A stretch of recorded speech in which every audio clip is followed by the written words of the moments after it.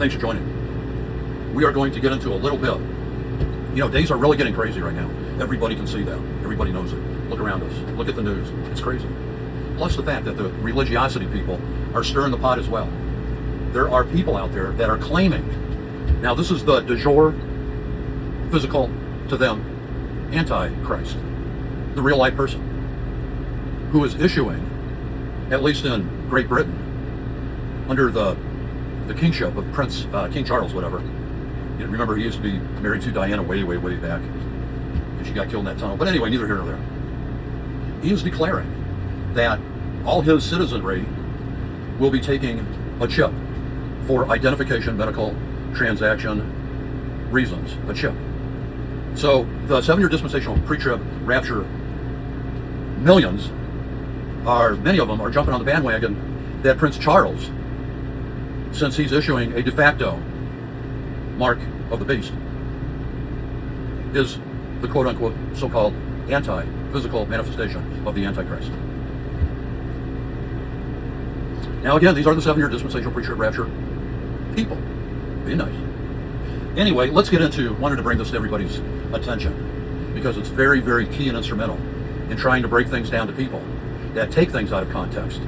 As the aforementioned 7-year pre-trib dispensational rapture heretics, especially when they take 1 Corinthians 15:51-53 boldly out of context, and also 1 Thessalonians 4:15-17. They take it way out of context. And it's very gets on our nerves. So what they do, as an example that we're going to get into, is Jeremiah chapter 30, verse 6, and how they distort the so-called Jacob's trouble into the 6-pointed star hexagram people. So let's get into it. Jeremiah 36, verse 6.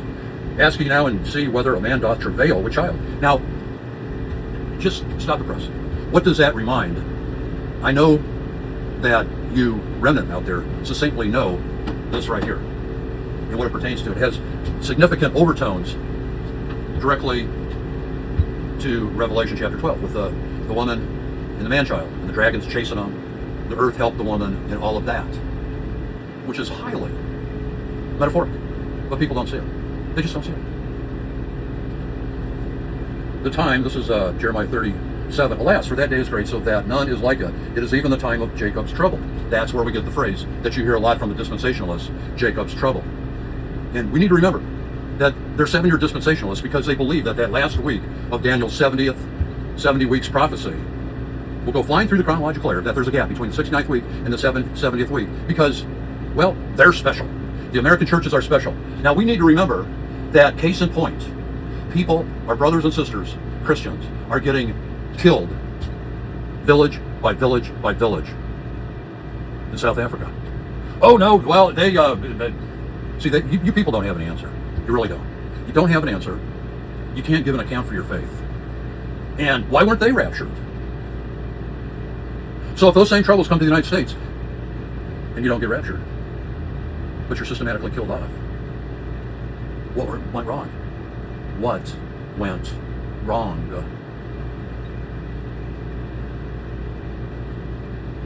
Of course, you'll be asking your pastor that.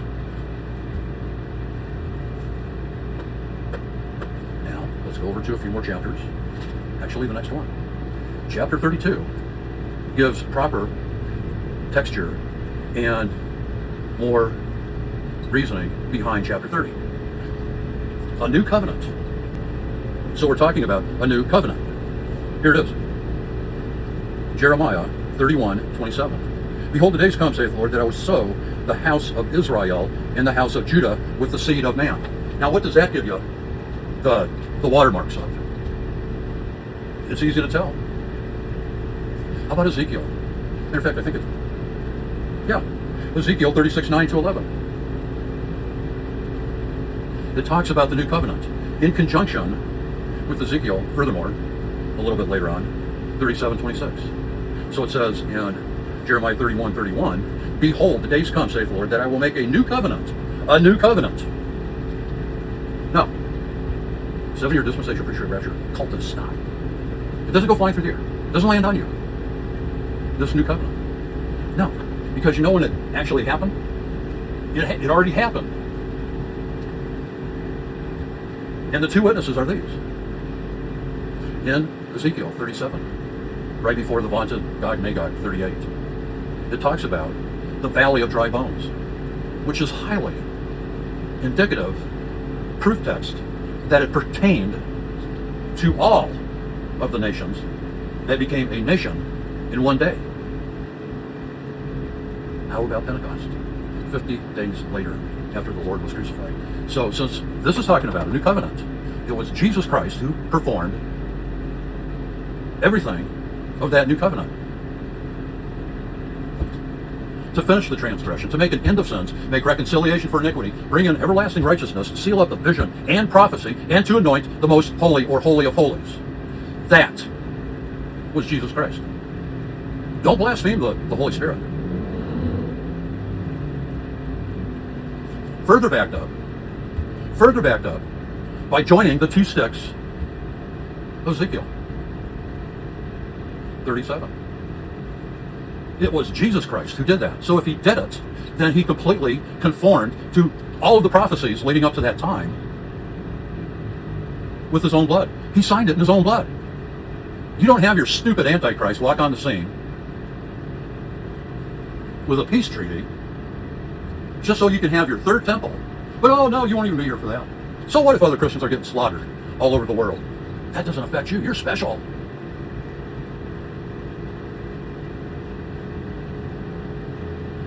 And it gets worse for you.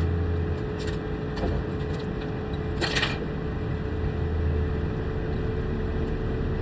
Amino energy. Love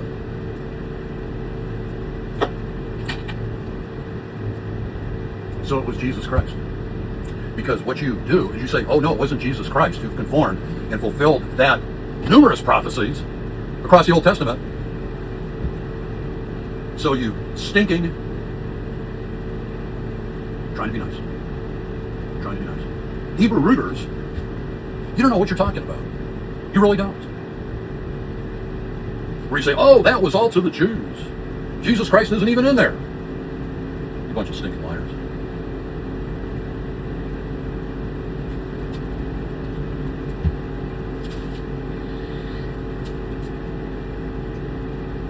Again, Jeremiah 39, pivotal. But they shall serve the Lord their God and David their king, whom I will raise up unto them.